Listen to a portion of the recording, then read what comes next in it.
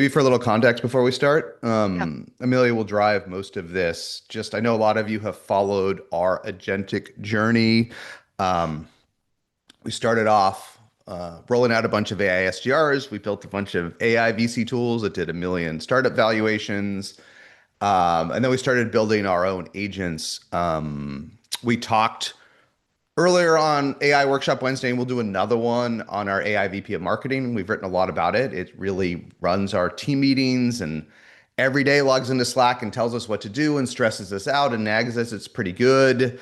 Um, and then Amelia built that. I built the early ones. Then Amelia took it over, built our AI VP of Marketing for what she needed, and then built and she'll talk you through this. What now we see is our AI VP of Customer Success. It started off as a project management tool for our sponsors at SaaStr Annual in May. Please everyone come. We'll have 10,000 folks, the best of AI and B2B, May 12th through 14th. And it quickly grew into this AI VP of Customer Success tool. And I just want to highlight two things, and then I'll let Amelia show it to you so you can see it. One is just at a meta level. This is the best thing we've built so far. This AI VP customer. It works better. It has fewer bugs. It adds more value versus unit of time increased. So I think the obvious reminder is if you're going to build your own apps, vibe your own apps in Replit and Lovable or V0 or others, just understand you'll get better and better as the journey goes on, like everything. And I started this journey. Amelia took it over, took the baton. The VP of marketing is pretty good, but this one's even better. And the next one will be even better. So it may take you 6 months to build the AI agent of your dreams. You may need to build multiple agents and apps to get there, but ours just keep getting better and better. Okay. And the second point, this one is so important.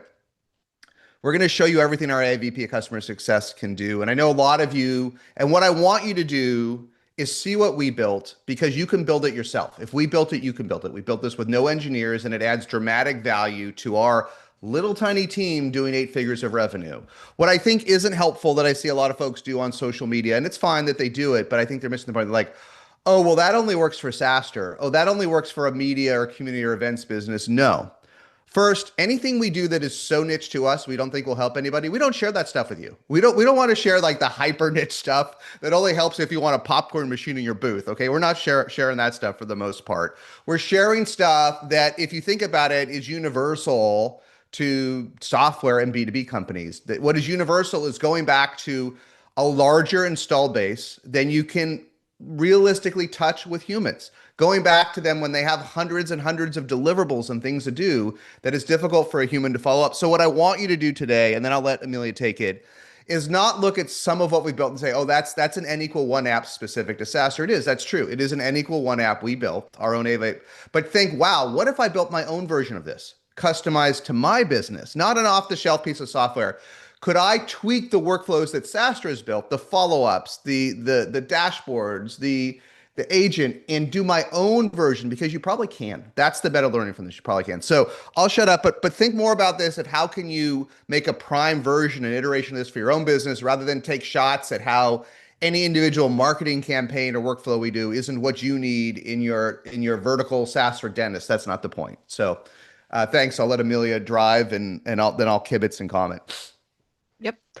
Uh, Love it. Thanks for the tee up. I think it's super helpful for folks to have some context. I added some context here as well, just more specifically on our AI VP of customer success, that we'll get into in detail, and then I go through the steps of how we actually built this. So first and foremost, if you want to see Qbee in action, just to see like what we've built, you can go to SaaStrsponsors.com. We've shown it before. It's changed a lot since the last time we've shown it. You won't be able to do everything because if you're not a sponsor, you can't sign in. So if you're not one of our customers, you may not be able to do everything in it without signing in. But it was one of those things where we did decide when we were building out this platform, and then it turned into an agent, that not everything needed to be gated. Some of this is still, folks have multiple people on their teams that are part of, our customers, our sponsor teams. They have agencies, they have folks who are CEOs. They're not going to want to log into something like this. And so we purposefully only gated things that required, data entry, hotel, things like their registration codes you can't do. You can't submit anything until you log in. Keeps it a little bit more secure, but you can go to SaaStrsponsors.com and see what it looks like for yourself.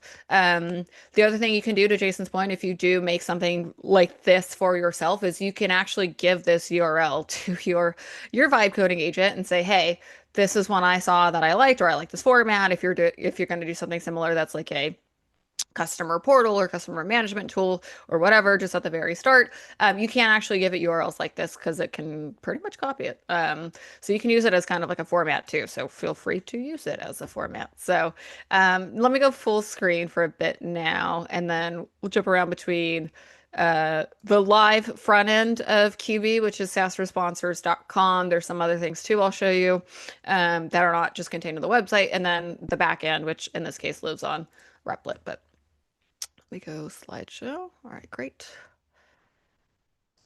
All right, so yeah, something Jason touched on, which is important, is Qbee did not start this way. That was not his name. He didn't start this way. He was just meant to be a custom, basically project management tool that I wanted to use with vibe coding in this day and age, to replace an existing tool we literally paid for the last 2 years that had no AI functionality at all. It had no AI functionality, nothing agentic. It was very much just a portal. It was just like a customer portal. People could log in and submit us things, which they can still do now, but you'll see the key differences in a moment of, why it was worth putting all this extra effort into vibe coding and making it so much more agentic and hooking it up to different things. And so you'll see that in a second, but that's really what it started as. Was we took something that wasn't working that great, didn't see any vast improvements on, was kind of hard for both us and our customers to use. And so, having vibe coded a few different other apps already, we thought, we could probably make something better. But it did evolve from there, right? So I say that as if you see everything that Qbee does now, that he didn't start that way, and we built him in January. So he's had almost 3 full months now of like, I add things to him all the time, every week. Sometimes it was daily for a while in the beginning, just as folks were starting to use it in production. And so he didn't start this way. He didn't start fully agentic. That was actually not even my end goal. I didn't even think about that. I just wanted something better to replace something we were using that wasn't all that great and was kind of causing some friction. And I thought we could save time by doing this. I didn't realize till after the fact how much time it would save us, how involved Qbee could get with our customers, how much of a better experience it would be not only for us but for them. And so yeah, that was kind of some downstream effects I really did not engineer in the beginning on purpose. That was more because it was agentic and built as a native AI platform, we could do different things with it. And so it just evolved from there. So yeah, it really began as just a simple, let me just vibe code a project management tool. I want to be able to, my initial spec was, let me just be able to assign people's tasks. We're going to need some single sign-on.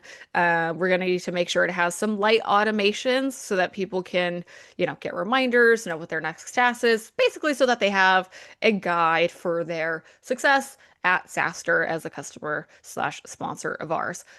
So when we deployed Qbee into production back in Jan, that's all he did. Right. So I'll preface that. Like, even if you're playing around with him now, if you're looking at SaaStrsponsors.com while I'm chatting, like, you're not going to see the full magic of it because you're not a customer, you're not logged in. And I'll show you some of those things in these slides.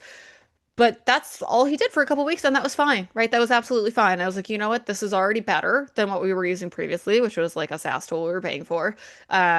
This is already better than what it was, and so I was happy with that. But then I realized he could do a lot more. So a couple weeks ago, I basically had a moment where, for years, and I'm sure you guys do this too, or many of you probably still do this now. I started to write my weekly sponsor email, right? I was like, okay, it's Sunday. I usually send this on Sunday night or Monday, so people have it before they get too busy.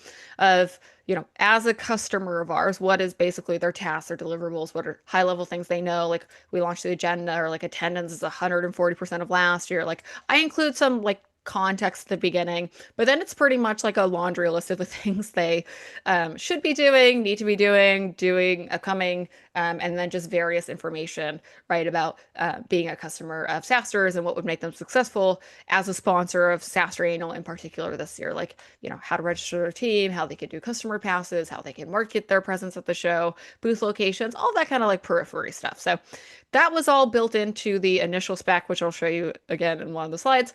Um, but once we actually, and this is, I think, key for folks to remember before we get into how we do it and like reverse engineer it, is again, it didn't start this way, and it definitely stair-stepped it once we deployed to production. I think a lot of what we see is people vibe code apps and they never get to production, or they get to production with like 10 people or just their internal teams, right? Like our AI VP of marketing is just for our internal teams.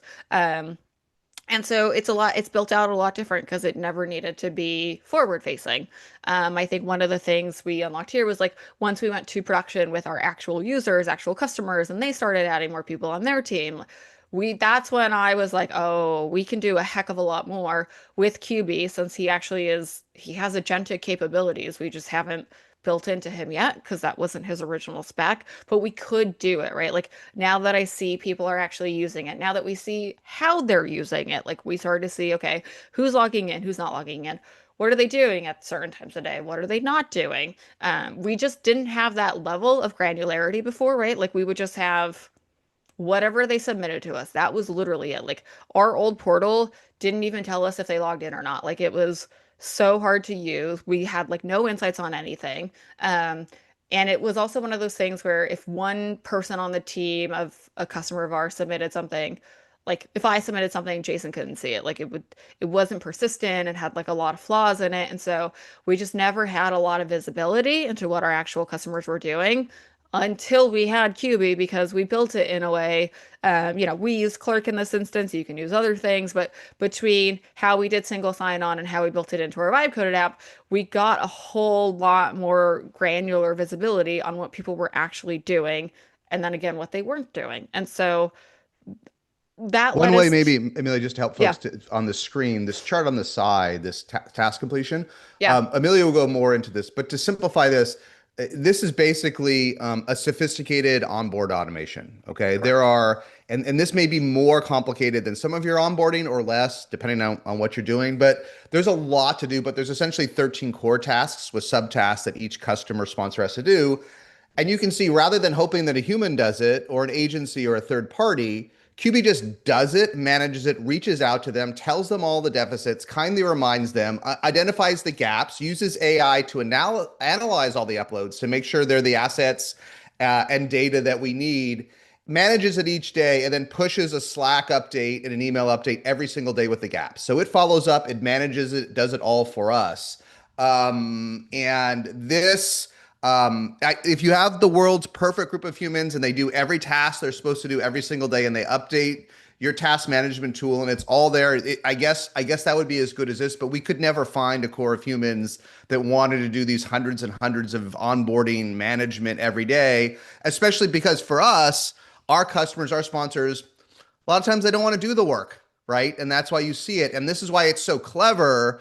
A lot of the onboarding work customers don't want to do. They get busy. They don't know why they have to do it versus you do it. And Qbee just manages it all without judging or drama every single day to completion, so that these progress meters all get there. And it's fabulous. And this is Amelia will go through it. But if you think about, hey, do I have any gaps like this either on my onboarding or post launch to manage the customers after? And one of the reasons Qbee really means two things, but one of it is like a QBR, but a QBR every day. Instead of maybe someone does it once a quarter, Qbee is checking in as often as the customers can take it every single day to make sure things happen. So think about, could you use an agentic product to make your onboarding better so everything happens and everyone's touched? And can you make post onboarding more successful? That's what Qbee really does for us, for context. And that's what you see summarized in Qbee itself here. And Amelia will show you more of it. yep. Yeah, so it was kind of, it was a big unlock for us to see like something like this one we previously didn't have this level of insight into, right? Of like, okay, at a glance, this is my admin view, right? And this is in the email that our whole team gets. So like Jason sees this, David on our team sees this, our production team can see this. Like, okay, these are where folks are at. And like, for some of these people, I'm like, okay, some of our diamond sponsors, I get it. They have agencies they're working with. They're getting the agencies, logged into the platform at the time I took the screenshot, and so they were like a little bit behind. But again, I still think it's good to keep them honest, right? Like usually our top tier sponsors always also have more deliverables than others. So it was important to see that. But this was something, again, we previously couldn't get this level of insight, but then the big unlock was automating this insight, right? So like to Jason's point, making sure that these folks would get the emails as often as they kind of wanted or we thought they needed at this point, um, to get their things done and also be successful, right? Like the whole point is to help them deploy at SaaStr, um, in a timely way that helps them hopefully do it with like less stress. So for us, this is what it's become now for Qbee. And then to Jason's point, I went back and looked for this time last year because we did SaaStr annual in May of last year, basically around the same dates and weeks. I looked at the amount of human hours and inputs and the amount of emails we sent last year for, the first quarter, basically. So January through March 31st, yesterday, and the same first, Q1 of 2025. And it was dramatic the amount of hours we've reduced, not only internally, but also with our agencies and production teams. So that's, for kind of a 3x multiplier there of how much human hours was needed. It was dramatic, right? Like basically across the board, I saw something like a 70% decrease of literally billable hours. Like these are agencies and production teams we work with. You may have something equivalent with like, CSMs or internal teams. You may do that internally just to make it more, comparable for some of the folks on this call. But again, that's a huge difference. Like it's huge, 70, it's a lot. I'm like, that's literally thousands upon thousands of dollars each month for the last 3 months. And it compounded, right? Because January, maybe folks aren't as caring about their SaaStr annual sponsorship that's in May.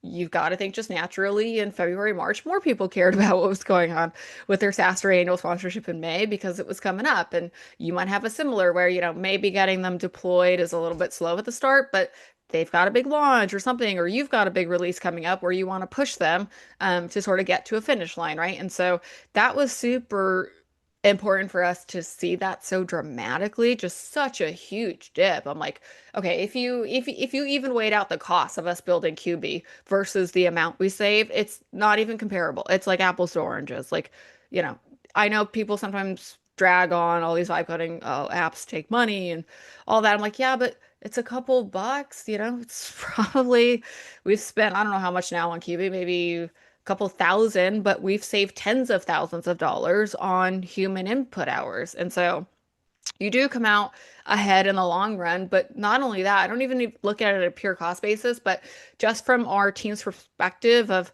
how much we've needed to input with folks has decreased alongside the amount of like physical hours it took. And so for us, that's like a big jump in how we were operating with our customers in the past. Hey, just one note, just because I should have written more about this, and I want to keep going, but on cost, because I got this in the chat, I get it a lot. Well, how much does this cost, right? Beyond what we pay for Replit or other Right. platforms. I don't know what the AI costs are on Qbee, but I put a total $200 a month cap on all token usage across these apps. We can afford more, but I just wanted to not worry about it, right? That's the allowance. This is for SaaStr.ai, the pitch deck uploader, valuation calculator. It can all the apps we've built for all times, 10K, Qbee, and we haven't hit the $200 a month cap on AI use yet. So yeah, just as we could talk about it more, there are certainly applications that will burn lots of tokens, massive coding sessions, but within these apps, within all the apps we built, we have not hit $200 a month of tokens. So just realize For many use cases like this, the soft costs are material. You got to build it, you got to maintain it. Maybe we'll touch on this or do a session. We're gonna do another one on what it takes to maintain these apps. But your hard costs for AI are probably going to be pretty low for 95% of these apps. Yep. And there's some good questions in the chat I'm gonna get to next. But I just wanted to, preface of again, I think I see some good comments and chatter in the chat, of, thinking about this as an unlock for, again, it's gonna cost you more at the start to build it with anything like a Replit Lovable versus LV0, of course, because you're spending more time with the agent. But I'll actually show you a couple things where you could probably get it down. Things like giving it a website like ours, actually super helpful for your agent. Like if you just give it a spec and know like, hey, I actually like the design style of this website, or I like some of this functionality. And like the more time you build, I'll get into it next, but like the more time you build out that spec to be as granular as possible, actually the better your agent will be, and it will keep your cost down because then you don't have to keep iterating with it. But that's just a little bit aside. Okay, so I'll show you a couple more things and then I'll show you how you can reverse engineer it. So this is also another good example, right, of how Qbee actually went from customer slash project management tool, a little bit of both, to fully agentic. So back in the day, I put a little then and now on the screen here, but back in the day, right, again, static, no single sign-on, no way we could really track anything in any sort of, not even a dashboard, not even analytics, nothing, right? Just kind of hope for the best. So minimal reporting required a lot of manual human hours, as you saw, that we had to supplement either with ourselves or with our, outside third parties, which cost, significant amount of monies. And then when we email, this is the important thing too.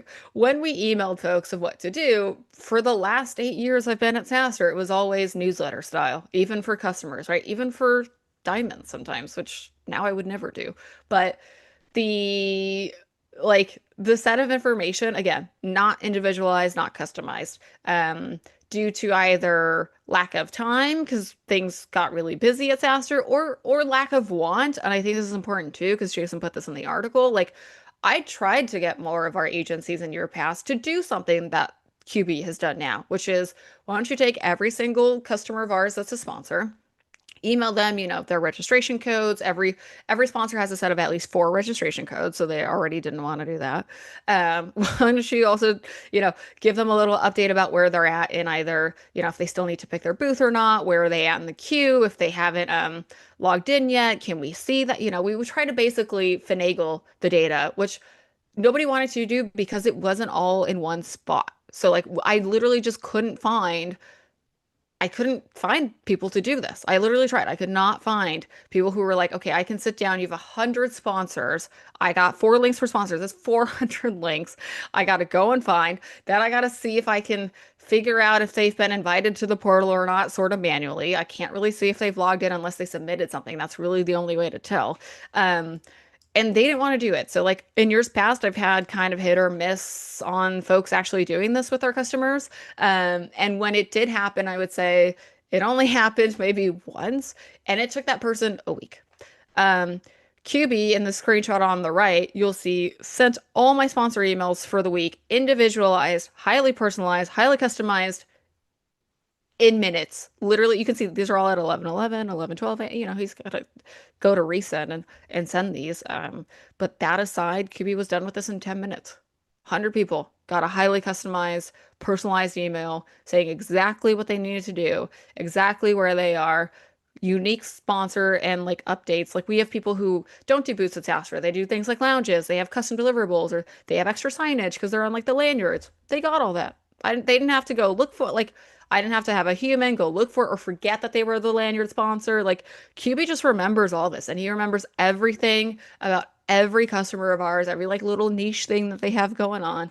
He just remembers all this and he does it instantly. So again, just a huge unlock here that it's now, so personalized to the degree that our engage I put it in a previous slide here, but like our engagement to our users, to our customers has gone up more than tenfold. Like we couldn't get people to really log into the one last time. And to some degree, I was like, you know what, it's fine. Like we'll just send them their registration codes. They can just upload, they could just email us their booth graphics. Like that's how people were doing it last year. Now I have, outside of the screenshot you saw, I have basically everybody but 3 people who've logged in.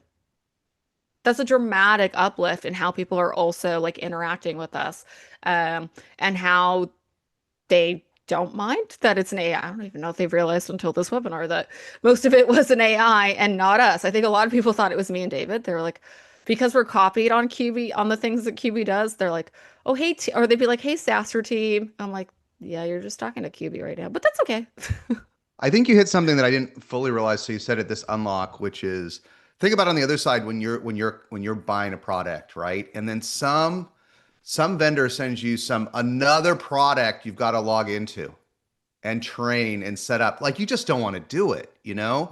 And the fact that QB has epically higher compliance means even if it wasn't better than the off-the-shelf software per se, it would be worth it alone because it removes, we've been able to build it, you've been able to build it in such a way it removes all that friction, right? It's not another, when someone, like I was asked the other day by one of our partners to log into Asana and set a bunch of stuff up for them. I'm not going to do that. I pay you 5 figures a year and you want me to create another Asana account and upload stuff for you and then use some weird, Okta account to log into your Asana, I'm paying you, right? And so many of these post sales products, post sales motions put too much of a burden on the customer, and so no one just does it. Like no one forget about one. The humans wouldn't do the work prior to QB, right? But the software we use, people didn't want to use either, right? They didn't want to use it. So that's a line. Another reason to do to vibe it yourself is that people just won't use the now mediocre software because you're asking too much of the customer. You're not making Yep. their lives easier, right? You're making their lives harder after they give you money. Yep. Okay, so this is just a quick example of one of those emails I was just prefacing, but the screenshot before is basically QB doing this all in a matter of minutes. And then here you can see the before and after, right? So here is what we used to send people again, and this is literally, I took this screenshot from March 3rd, 2025. This is just a year ago. We are sending it newsletter style. You can see it here. Here's a generic link to our portal, which most people didn't bother to log into. Here's a link to, we do also a weekly webinar just for sponsors that I linked folks to. Booth selection is kind of dated here. It says it started. We'll email you once the window opens. I'm like, now everyone's picked their booth. Activations. This is a huge pain in our butt that we've been able to automate with QB separately. Things like travel schedule, all that stuff. So again, very generic to if you go to the one on the right, and I picked TikTok, who's a newer sponsor of ours. They've I should say they sponsored in the past, or they're newer signing on to SaaStr Annual specifically, but they got everything done in like a day. And again, this is something where TikTok specifically, last time they did London, was very slow to submit stuff. Big company, right? Like slow to submit stuff. We couldn't get them to really turn anything on time. I remember going to London and being like, TikTok stuff is not done. Like, I don't have logos. I got nothing. And so even just the dramatic increase of TikTok went from being kind of a pain in the butt sponsor because I couldn't get them to do anything to they literally uploaded everything, almost everything. You can see they skipped two. They still have to do two more things. But they did almost everything in a day. Again, just made it so much easier for them. This is screenshots of their email. They can see exactly what they've already completed, the last two things they have to do. Their ticket codes are in here specifically. That's not in the newsletter style. They click this, it goes to their TikTok specific registration codes. It goes to their TikTok specific discount code. Again, just things we couldn't do. All right, so I'm going to get into how we deployed it because I see you all asking about that in the chat. So if you want to reverse engineer Qbee and make your own and deploy your own similar agent, here's what you should do. So let me back out of full screen for a second. And if you're wondering, the slides I did put kind of in the chat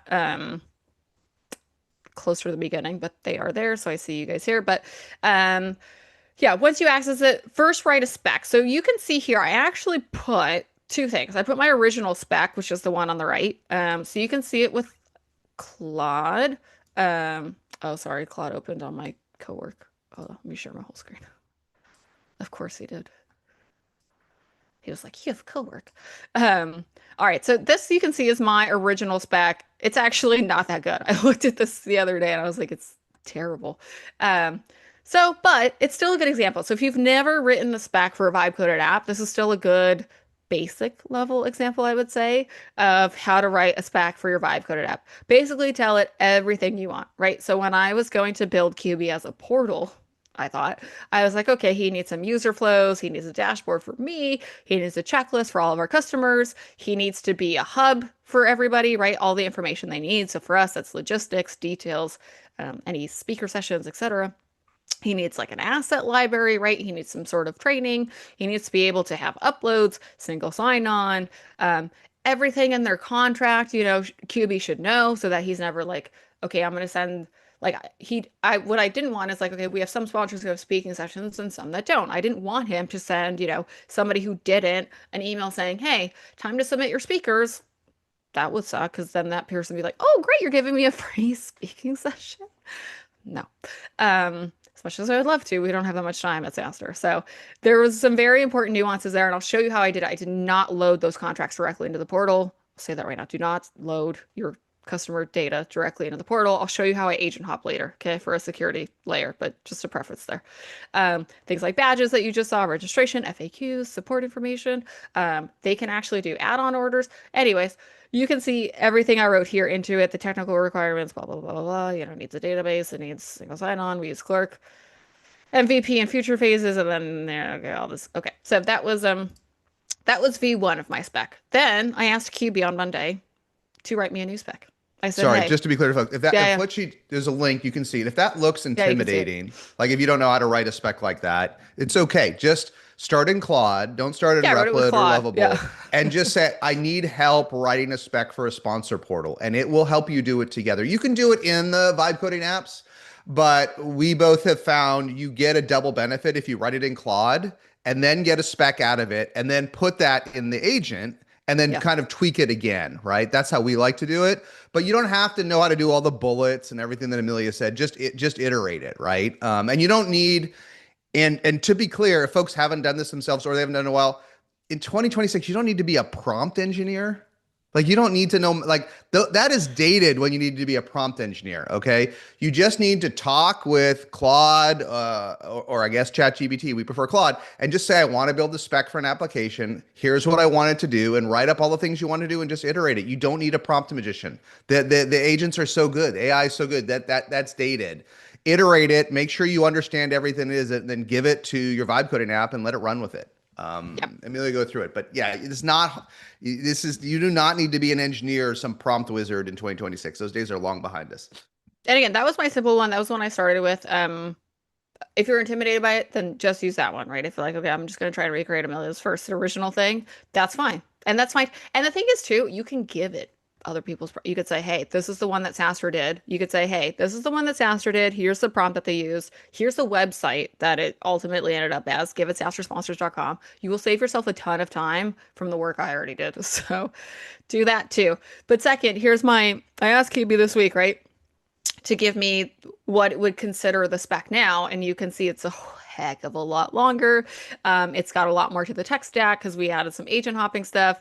It's got some more theming and design. It's got some more nuance, basically, right? Because, like I said, as we started using it, we saw that we could use it as more of an agent and less of a straight up portal. So you can see it there was literally nothing about emails in that original spec. Now it has like a whole schema for emails and email blasts and how it's going to route things to people, public faces versus, not public faces. Like the task lists are more built out. So if cost is one of your concerns, I would say you want to get your spec closer to this one than my original one. Because again, benefits of doing this in Claude versus doing it in the agent. At the end of the day, it's still going to be a little cheaper to write this with Claude or ChatGPT, more fully baked out for you than it is to put it into any of the major vibe coding apps directly into the agent. So you guys can peruse this. It's linked in the slides, so you can use it. Again, if you want to use it to your benefit. So all right, so first things first, write a spec. Again, the more granular you can get, the better, but this is not how my spec started. So if you don't get it all perfect, it's fine. The bigger thing here is to get it into production. That is really the goal. Just getting into production. Specs aside, but specs do help. Two, right? Okay, so for us, we took our spec, we loaded it into our fave vibe coding platform. Again, you can use Replit, Lovable, Vercel v0, any of them. They're all also going to be at SaaStr. So you can talk to them there too, and they will show you how to do it. If this intimidates you, they're going to all be there in May. It's only 5 weeks away. So you can also just do a follow up there with them. Just go to their booth. But what you're going to do next is you're going to give the agent in your vibe coding platform the spec. You can give it some high level design. Again, I gave it a website I already liked that we already had when I first gave it to the Replit agent in this case. And I said, here's my spec. Here's my kind of like websites that we already have going on because I like the design. I like the look and feel. Here's I saw other people's like customer knowledge bases that were really good. I was like, these are the ones that I want to copy. And so hit me with your best shot. And Qbee does not look the way he does today, but he looks pretty good. And so the first thing I did, and this took the longest amount of time, is I had to test literally every single function. Everything. Sign in, upload your logo, you can see here, uh, submit your address. I tested all of these one by one to make sure that before I sent it to our first customer, it wasn't going to break. Because my biggest fear when I was rolling this out was this all seems really fine and dandy, but what if it breaks? Like if it doesn't actually get into production and people can't actually submit to us the information they need or get information back from us, agent or not, then what is the point, right? It's got to actually freaking work in production. And so I tested everything one by one, basic or not, using AI or not. I tested every single input and output in Qbee. Um, some folks are asking in the chat, can you see Qbee in action? Just go to SaaStrsponsors.com. You could see it now. You won't be able to log in, but you can see what he's doing. Um, then we had to hook up email capabilities, right? And at the time, I was like, I'm just going to hook up email so I get an email. But then obviously we realized he could email everybody, personalized. Create a database. Most vibe coding apps will do that by default. Sometimes you just need to make sure you make one. Port over any content, any knowledge you want. Again, this is a big thing. Sometimes you can crawl your website if you need to, move some, if you've got FAQs lying around, that's just like a Google sheet, fine, it's fine. Just give it all to the agent. Except, sensitive data. Don't give that to the agent. Give everything else to the agent. That's not going to be sensitive. But yeah, I literally tested everything. And then this agent hop thing I've said a couple times is for sensitive data, never give it to your agent directly. Never, ever, ever. Like I did not, again, we call him Qbee now because he does real-time QBRs, but at the very beginning when I wanted him to know all the contracts, all the customers who was going to need access to the portal, I just did a Salesforce integration. I was like, all that data is already in Salesforce. We already marked these things as closed one with the contacts when they close. So one, I'm not going to have to reinvent the wheel if I just do a custom, I forget what it's called, it's in here somewhere.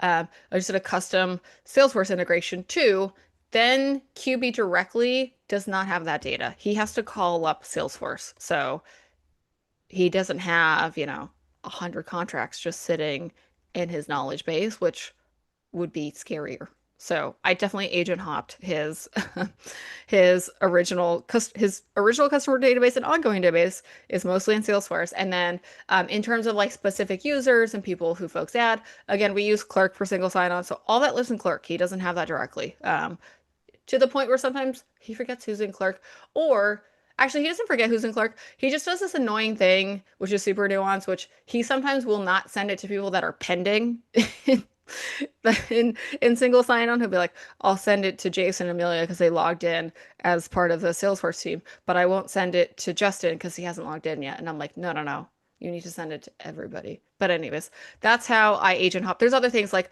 all the registration links, that's from Bizzabo. So he doesn't have that information directly either. So that's a Just to little bit add on on the, to that, I think that's yeah, a go ahead. good best practice. I think the agents, we use Salesforce as our hub for all our agents. We've talked about it. And so there is inherently an additional layer of security by having that be our system of record. It's not perfect. The agents are still going to touch the data, right? It's beyond the scope of this. I think that if you need to store sensitive information in your app, it's okay. Just realize the more you do, the higher the burden it's going to be on you to become a security expert, right? Which you don't want to do. You're going to, instead of testing things once or twice, you're going to need to do constant security audits, constant reviews, try to break things. And we can do a different session on what we've learned there. I just don't think most folks want to become security experts. So to the extent you can, if you have your most sensitive data, like for us, we just don't want contracts leaked, right? We just don't. Would it be the complete end of the world? No, but it'd be bad, right? So we store them in Salesforce, right, instead of the agent. I think that's a good practice. But if your use case that doesn't work, I wouldn't say don't do it. Just realize you're gonna have to spend a lot more time than just using the default way the app is built. You should budget hours and ongoing maintenance to making sure your app is as secure as you can make it. But I wouldn't say you have to do this agent hopping, but I think it's a great best practice. Yeah. It's I know it's a new term. I don't think I coined it, but I don't know. I just call it agent hopping. It's and it's not, again, it's not that it's anything magical or that in this case, I'm not even calling up Agent Force, which I think some people thought from the name I was calling up Agent Force. No, I'm just hopping data with all my different AI tools, agents, whatever you want to call them. Again, so it's more secure and that nothing is ever in one spot. And then we do, we have like Zapier keys that are secretly stored, other API keys that are stored that, again, we just load different sets of data and things from other tools that are more compliant and more secure than the built-in agents. So, okay, so that's just one through two. Number three, and I'll only go through this briefly. Just pick how you want to deploy logins, right? If it's something like this where you're going to have customers logging in, listen, it was a pain in the butt to do this, and candidly, I think it's gotten easier now. I know for a fact it's easier in Lovable and V0 because they have it built in. Um, but again, just decide how you want your single sign-on system of record and decide how you want that data to get there, right? Maybe don't load it all in one spot. Again, I segment our data a lot so that it's always hopping between different things to call, it's got to call all these different APIs to figure out the full picture. So hopefully that's more secure, knock on freaking wood, than most things. All right. Again, I've touched on this, but maybe more importantly here. What the biggest thing on a vibe coded app like Qbee is to deploy him. So I just deployed him to a few folks at first. I basically picked one customer at each of our levels, and I said, okay, I'm gonna deploy to them. I'm gonna see what breaks, what doesn't, and definitely stuff broke. Definitely some stuff didn't work. Like I learned in the first week that we had I think it was a gold sponsor was submitting some tasks, and they're like, it's not really working. I'm getting this weird error. I was like, okay, send me a screenshot because apparently as Qbee's master, I also have to do all the troubleshooting. So I was like, dang, downsides of this is I can't just send it to someone and say, hey, fix this. I was like, oh, it's me fixing it. But I was like, send me a screenshot. I loaded it into the agent and I was like, hey, what happened? Why is this person getting this error? Before we roll it out to everybody. And they go, oh, it's because you did not build in a timeout. So because this person was like, they logged in the first time and it just never timed out their login. They were just logged in for like 5 days at a time. When they went to go actually upload something, it broke because it basically timed out. Like it didn't re-authenticate them. And I was like, oh, again, not something I thought of. So I'm not perfect about coding, guys. Not something I thought of. And so once I figured that out with the agent, we built in I think it's like 15-minute timeout now, so that you sign in to SaaStr sponsors. If you don't do anything for 15 minutes, it'll boot you. So that every time you log back in, you're re-authenticated, then you can upload stuff. Again, things I learned from it actually being in deployment with people, not things I I didn't even test for that. I was like, I don't know, because I was testing every task all at once when I was logged in. Again, not something I came across.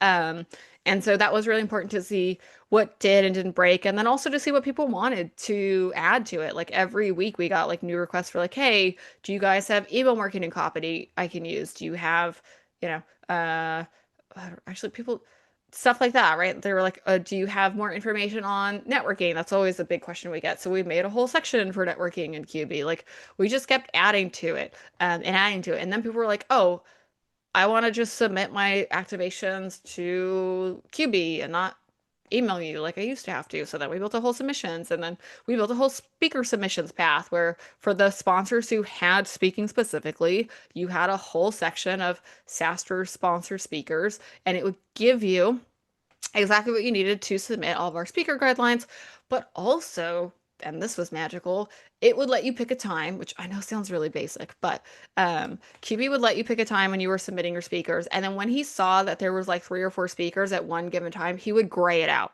So he'd say, okay, like, listen, all the sponsors are going to submit this task on the same day when it opens because they all want to speak on Wednesday. They all did. Okay. And so Kiwi would say, all right, I've already had 4 people submit in the 9 to 10 o'clock slot. I'm going to gray that out so that the next fifth person who does that can't pick 9 to 10 because it's already going to be full. So, like, again, things we had to do in an email back and forth that cost a lot of time that QB just did agentically because he's built that way. So we added, again, how QB is now is not how he was, and he won't be that way in a week. Like, now that we're getting closer to SaaStr, I've gotten more of these requests in the last week for even. Here's the thing. Now people want even more out of him. They're like, oh, hey, could you add this? Could you add that? And I'm like, we're so busy right now. But yes, I will add all these other features and functionalities to QB because I'm glad that you guys are using it, again, a lot more than you used to. So, all right, number 5, again, if you're going to reverse engineer something like this or build something like this for yourself with the vibe coding app, is again, understand where you can leverage the data you're going to get out of this to be more agentic. That's basically how we turned QB from a somewhat generic um, customer success portal slash project management tool into an agent. Like he still does those things. He is still a project management tool. He's still a customer management tool, but he's also more of an agent now, right? But again, he didn't start that way. He didn't get that way. It's understanding where you can leverage things like this that are built this way, that has different APIs that you can hook for yourself to say, okay, how can we get him to do things automatically? Even if you don't want to say agentic, just automatically, right? Like in this day and age, again, are you doing things like sending unique links to people when you're onboarding them, or do you send them custom kind of things throughout the day? If you're like, hey, I saw you're not using this feature that we just rolled out. Here are some tips on that. Like, let the agent do it. Are you sending reminders, or are you not sending reminders and workflows that you want to be when they log in or do or don't do certain things in your SaaS tool? Let the agent do it. Are your CSMs or aren't they checking in regularly with people? Because guess what? Cuba can do it as many times as they slash you want. As Jason said earlier, that is one of the most magical things is he will do it whenever you want it to, or you can let them pick, right? Like, hey, how often do you want an update? And then maybe just force some emails or updates or however they want it. If they have things to do, like uh, honestly, QB this week has started doing things like collections. So I was like, yo, you need to get on this because our humans are really slow and SaaStr's coming up. So there's other things you can build into it. But again, if you see something's not getting done regularly, the agent will just do it, man. Like it will do it without question. It will do it very quickly and it will do it for all your customers at scale. We did this for 100 people. You could easily do it for 1,000, 10,000, easily. Like maybe you need multiple agents to do it or multiple QBs, but it can do it, right? I think too how we evolved QB into the name was, yeah, a little bit of the play on the QBR, but QBRs have always pissed me off as a customer because, like, why am I waiting once a quarter for super generic stats? You're not telling me anything in real time. Everything in a QBR has already happened. Whereas QB, the agent, is in real time. It is what's happening now. It is not waiting for a magical quarter of a window to pass before I give you any sort of freaking insights. He is now. He is real time. He is live. He has access. He has all the data. Like, wouldn't you want that instantaneous versus once a quarter before you know this customer is going to maybe churn from you because you don't know? Like, I don't know. I feel like there's a lot of power in that of, again, we were guilty of this too. Like last year, we waited till after SaaStr annual to check in on some things, and now QB can just do that before the event. He's just a lot more proactive. And so, again, it's not where we intended him, but that's kind of where he is now. And I think that's really powerful to see with our customers, but I'm sure will be powerful for your customers too. Okay.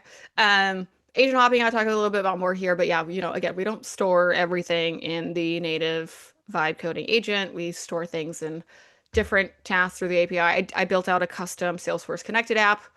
Had I done that before? No, but I asked the agent in Claude how to do it. I was like, hey, actually, our Salesforce integration kept breaking, and I was super frustrated. Jason knows this. I was like, every day, this Salesforce thing keeps breaking, and then he forgets a bunch of stuff that I don't want him to forget.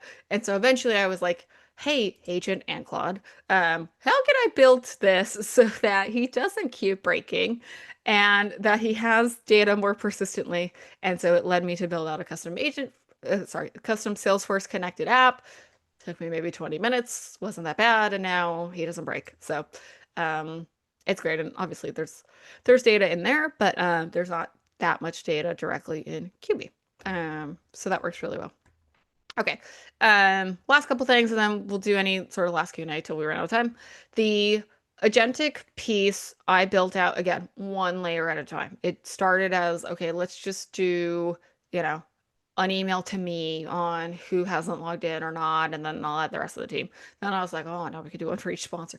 Then we started doing one for each customer, and they got, they're getting now, as they can attest to, if they're some of them are on this call I saw, as they can attest to, they get these weekly emails from Qbee that David and I are copied on with the sponsor production team, where it lists them out, everything they have or haven't done, what's due, what's upcoming, things like that. And so again, it will just trigger certain actions. It will also tell me when people submit something. So this week, for instance, all of the booth graphics are due for everyone's booths, because it takes time to produce those things. And again, we're like 5 weeks away.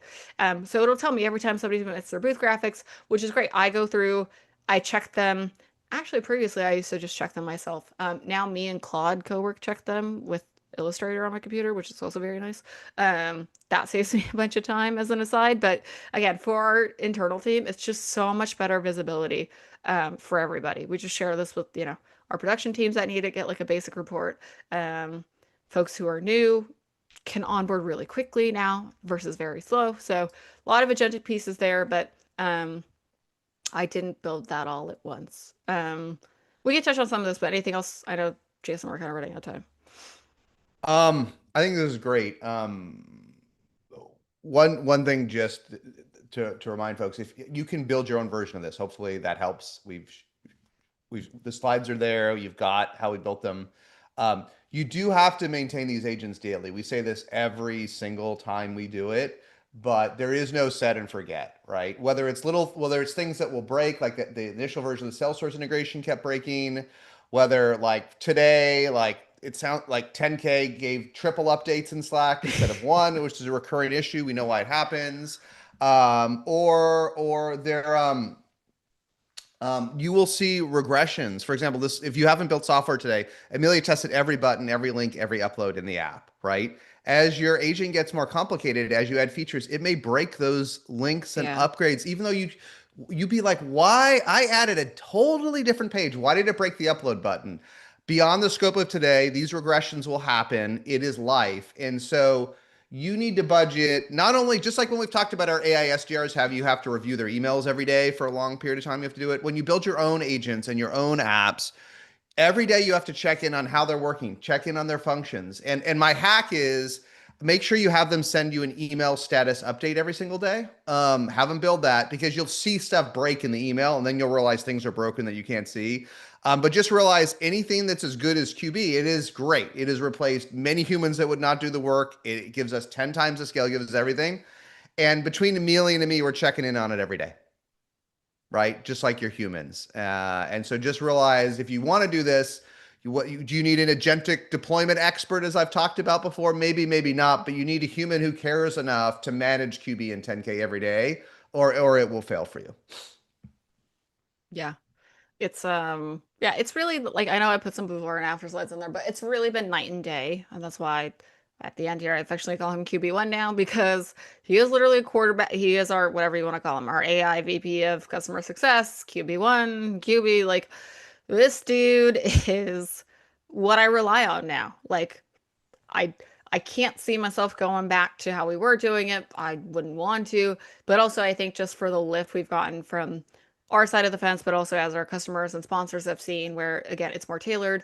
Um, People can still talk to, and again, maybe I didn't say this enough in the first 58 minutes. People can still talk to us. It's not like we said, hey, here's just QB and that's it. We weren't like, we're going to drop you totally into the AI, and if you can't solve your problem, you're on your own. Like, there's a reason we're copied on every single QB message that goes out to our customers because when they reply to it, sometimes we reply. Sometimes it's like something nuanced of, yeah, to Jason's point today, like somebody was like, hey, I submitted everything to the portal, but it looks kind of funky. And I was like, okay, let's go take a look, right? Like, it's not like we're dumping them solely on to the agent to deploy to be successful at SaaStr. It's something where we're backfilling, we're very supplemental.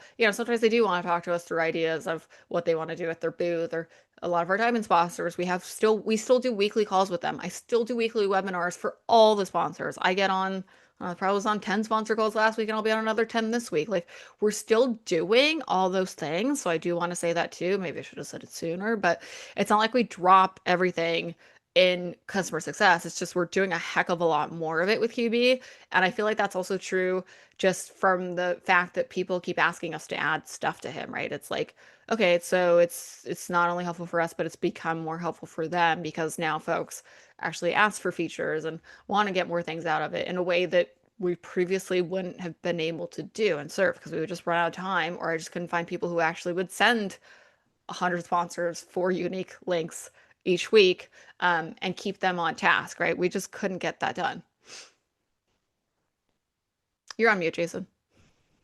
Is one of the amazing things, guys. If you decide that there is a use case where it's worth your time, and again, it has to be above the line. It has to be worth. If you can do this all in Notion and it works great, don't build it yourself. Don't we can't. The 90-10 rule applies. Buy 90%, vibe 10% at the most. But if you decide to build something like this and you get it into production, you get it working, you invest time. The magical thing that Amelia said, it's so magical, is that unlike off-the-shelf software, when a customer asks you, hey, could you do this? Instead of saying no or asking your CS person if it's on the roadmap for the next 24 months, if it's not that complicated, we go into Replit and just say, build it now. We can ship it that day, and we're not engineers. To say that is magical is an understatement. Anytime with off-the-shelf software, someone asks you for something that isn't obvious how you do it in the app, the answer has to be no, unfortunately. We're stuck with what we got. So it's not a reason to start there, but if you get something pretty good into production working, your ability to enhance it for what your customers want, it is magical. That might be the second biggest lift of all is the ability to add to Vibe additions, not to Vibe the 1.0, but to add things you didn't know you could automate before because your Replit lovable V0 can do it in an hour, not a second, and it needs some testing and QA. But if it's important, now you can just like anything you want that is SaaS, you can pretty much build for your customers if they want it. So it's pretty that might be reason number two to do it. Yeah. I think Yeah. too, again, we have literally fought with human people who don't want to do this either internally, outside agencies. You probably fight some of your CSMs, and external teams on like how much coverage they've got. Like again, maybe smaller, starting up, you've got like one CSM for 50 accounts. That's never viable, right? Like unless you do it with an agent. Now I do think that's viable with person plus agent. Like then you have enough coverage. Then I think again that's something where you don't drop it and you don't drop them just only into an agent, but it can alleviate a lot of tension between you and your customers and focus on the things that matter, like deploying things.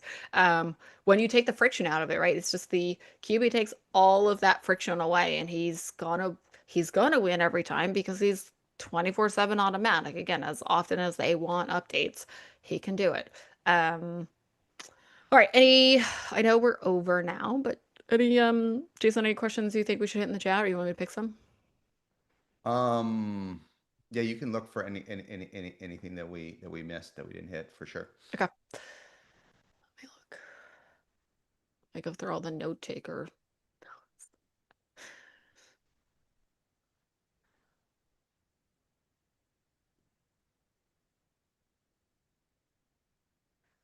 Question is, did you create a QB at SaaStr email? And will you do that for agents in the future? So Qbee uses, we only said it briefly, but he uses resend. Not perfect, but we hooked up resend once, and so we used the same alias to reply to. It's like no reply at SaaStr or something.com. Um, but because Qbee again CCs me, David, plus our sponsor success alias, which is sponsor success at SaaStr.com, that's how people can flag to us, right, if they need more help. So again, because we're copied on everything, um, they they can submit directly to the portal. People have rarely done that. They like to just reply to the email like QB sends them. They're like, I'll just reply to here. This is super easy. I think we only have one app where we've hooked up inbound email. So Qbee doesn't handle directly inbound email, unless Yeah. I'm wrong, unless you hooked it up. We could do it. It's a good question. We've done it once. There's a tiny bit of complex managing inbound email it's fine. You can do it in any of these projects. It's just more complicated than just sending an email. You have to monitor the email. There's a bunch of nuances. We're out of time, but right now the humans just respond right to the emails that QB said it work. So it hasn't risen above the line to build, but we might build it. There's an argument to build it, but so far it hasn't risen above the fold or for Amelia. But certainly you can build that. You need an email platform like Resend or others that allows polling, that it itself runs real time ingesting these emails, and then your agent has to do it. So, but I would think folks with more scale than us certainly should have the agent respond by email for sure. That should be a core Oh, feature. We for just haven't sure. built it yet. Yeah, we just haven't built it Yeah, yeah. And honestly, that's just a time thing with SaaS. We're so close. Like again, the because our customers who are our sponsors are focused on things like getting their booth graphics in this week, they're not asking for that kind of stuff. Which again yet. is would I build it if it was over the line this week and mission critical on April 1st with 40 days to load in? Absolutely, I would do it, but I'm not because people just they like this mix right now. It's working for them. Now they may ask for that in the next couple of weeks when they're done with all their shit and they're like, what else can I We do? might miss it. Yeah. Right now, and it Uh, relates to another question we got, which is, do you tell folks it's an AI? I think across all of our yeah, I saw agents, that. we don't tell folks it's an AI traditionally. I'm not opposed to it. I don't think there's anything wrong with it. I think our folks, listen, we still, our average deal size is $100,000. So this is still a bespoke process. Amelia, David, even me to some extent is involved. We're not trying to take humans out of the loop. We're just trying to have the AI handle the 95% of stuff that can be automated. So right now, our customers are fine getting an email that's a mix. They will reply back to the human if they want the human, or they will just do it themselves with Qbee. If your deal size was 1K instead of 100K, you would want to automate all the inbound. And For sure. we don't have a chatbot on Qbee, but we have a chatbot on 10K, our AI VP of marketing. That could be added in an hour. So we could add a chatbot. We could do all these different stuff. But at 100K, people actually want a hybrid of humans and AI. And there's kind of a meta insight there, right? People want to reach Amelia or David instantly, but they also enjoy the fact that for 90% of stuff, they can work with an agent that's better, right? They know. And I think there's a lot of our views are very 2025 or 2024. If the agent's really good, people are smart. Like they understand the benefits of an agent versus a human, real time access to data. And Amelia can speak to it, but very rarely have we seen that frustrate anyone. They like that combination and they get it. They get that. Well, I think they would be frustrated if they couldn't reach a human, For right? sure. They'd be mad. We all get mad when we log into a poorly trained AI bot and we can't reach a human. I want to blow my brains out, but we don't need to do that at a 100K price point. No. I think the thing is too, it's and something I hadn't thought of till now too is like with our very top tier accounts, and we're talking, multi six-figure deals here, like more than 100K, we go to where they want. Okay. Salesforce, no surprise, likes to work in Slack. Duh. Slack's their company. They have Slack bot. There's just so many things you can do. And so we're like, great, get in our Slack. So they're in our Slack. Like, they have Qbee, they get the automated emails, they see them, they respond to them. They'll literally bring them up on calls. They'll be like, okay, let's go over our tasks that we're missing. I'll be like, okay, great. I didn't have to tell you. Qbee told you. But also they're in our Slack, which I 100% come in our Slack. The water's warm. Like, that's how they want to operate. The Google team likes to be on Google Meet and Gemini and Google Chats, and they also like to text me, and that's fine. That's what they want, right? So, like, again, Qbee is not the end all be all. I should have said it sooner, but for our very top, for majority of our customers, it is night and day. And for folks who want supplemental help, they can email us. We respond very. The thing is too, like now we can respond so much quicker because we're not bogged down with all like the little nitty gritty stuff that we used to have to answer ourselves. That we can actually, it frees us up to answer the more important things when people ask us questions. Um, and then yeah, again, to the point of like, I still get on dedicated calls with folks. I still do a weekly sponsor webinar, and for our top tier customers, I go wherever is easiest for them. I don't presume. I don't even, Qbee's great. I don't presume they'll log. You saw a couple of my diamonds haven't logged in. That's fine. That's okay. Like if that's the way they work, we'll figure out what works for them. And for them, it was like one of our diamonds was like, okay, this is great that I'm getting all the emails, but I'm just gonna reply to you with like a zip folder of everything. And I was like, that's fine, but at least you got the emails of what you needed to do, and I didn't have to tell you. So I think again, there's a mix there of part of what we've done too is this has freed us up to be a lot more lenient on how we engage with our customers and the way they want. Whereas previously, I would have been like, no freaking way. Like it is all or nothing. We're too crazy. We're stretched too thin. We don't have the bandwidth. Like they got to just conform to us. And now we're going to where our customers want, which is what you want too, right? Like you want to go to wherever's easiest for them. So it's freed up a lot of our time to do that too.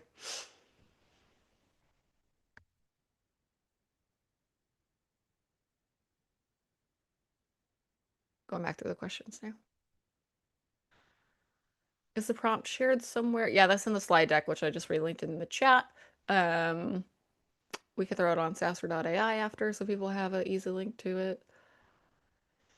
Can we see Qbee in action? Yeah. I think we answered this, but it's just SaaStrsponsors.com. You can't log in, but you can go to, well, some of you are sponsors, so you can log in. Agent Okay, I think we hit most of this. Let me go to the more recent ones. I think we hit most of it. Okay. It'll take us a little while. You can come build your own at SaaStr Annual. The folks will be from all the vibe coding platforms will be there to help you. And They're all gonna be once we there. get through SaaStr Annual, we will collect all the data and we'll do a part two of this and we'll show you what worked, what didn't, all the analytics compared to humans. And you'll see where we kind of landed on all of this. So I think we can break, but again, I would challenge folks. I got to tell you, I've done a lot of investments. I work with a lot of high growth B2B companies. Very few people do this well. Very few people do this well.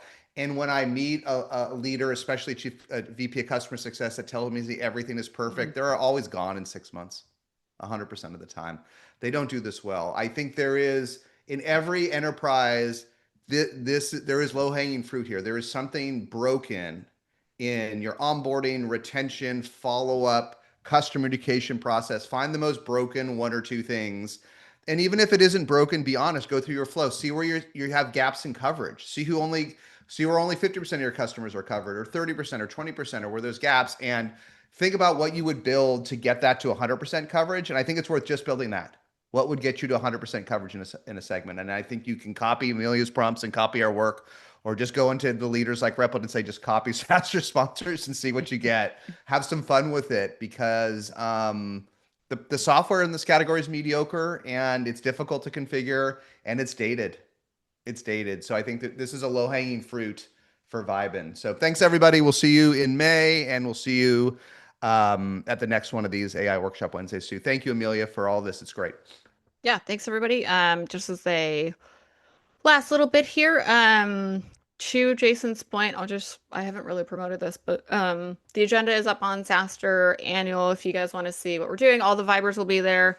Anton from Replit, Amjad from, sorry, I said that backwards. Anton from Lovable, Amjad from Replit, Gene from Vercel is going to be there on Tuesday. Not to toot my own horn, but one of the top performing sessions is I'm going to do a version of this with our AI VP of marketing. But I'm actually going to have my FDE from Replit join me so I can show you guys how to do one in real time. So we'll do a version of this, but a little different where I rebuild an AI VPM. I'm not going to use our data. I'm going to use probably fake data. I decided was for the best for this because we're also going to record it. But so yeah, that'll be a fun one too. You can come ask me questions there too if you're coming in person. But yeah, all the Vibers, everyone's gonna be Anthropic's gonna be there this day.